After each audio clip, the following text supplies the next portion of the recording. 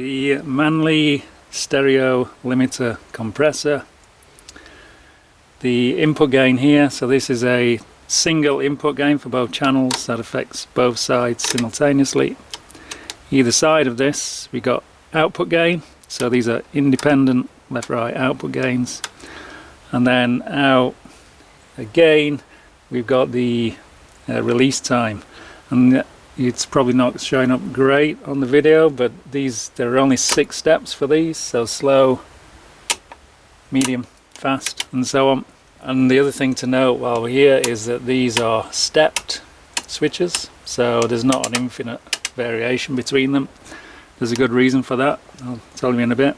Here we've got the attack time, so it's currently set to very fast. Again, these are stepped, but we've got more steps on these, so between slow and fast. And then the threshold, independent, left right. So the thing to remember here is that these are mirrored rather than in line, so this control is the same as this the same as this, and so on for the left right channels. These switches, so we've got a bypass switch here, make sure that's in when you're doing the compression, and a limit stroke compress switch for each channel. Limit is not true limiting, it's not as severe as it sounds, it's actually 4:1 compression ratio, and compress is just 1.5:1, so it's quite subtle in terms of compression ratio. This switch here, separate or link, that links the compression on each channel, so you can have these running completely independently, maybe if you're doing a mid-side compression. But if you link, regardless of the settings, when one side is compressing, the other will compress by the same amount, so you don't get a drift with a stereo image.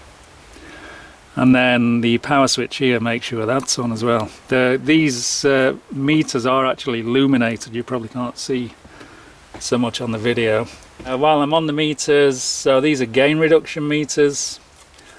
Depending on what you're doing with them, I'd normally say, for mastering anyway, you don't want more than about 3 dBs of gain reduction, but I'll show you some more extreme compression when we're looking at parallel compression later on.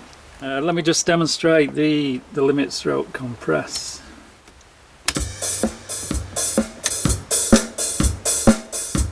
So that's compression. You see we're getting about 3 to 4 dBs. So let's make this as compressed as possible. Okay, so that kind of difficult to describe sound, but that's kind of the Manley. This is what you get out of the Manley, this kind of, I don't think I can describe it as warm, but it's got a very definite character about it. Back to compression, and it opens up. Yeah, so the reason for the step switches, a few reasons. One is recall, so you come out of the studio back in another time and you make a note of these before you leave, and when you come back it's very easy to recall those settings. There's only a few positions.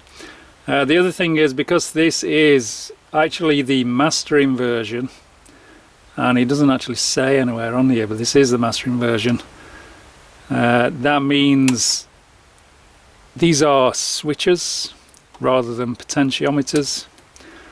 We've got precision resistors, fixed resistors connected to the switches, and what that means is if you set this channel to that setting, it's going to be exactly the same on the right channel.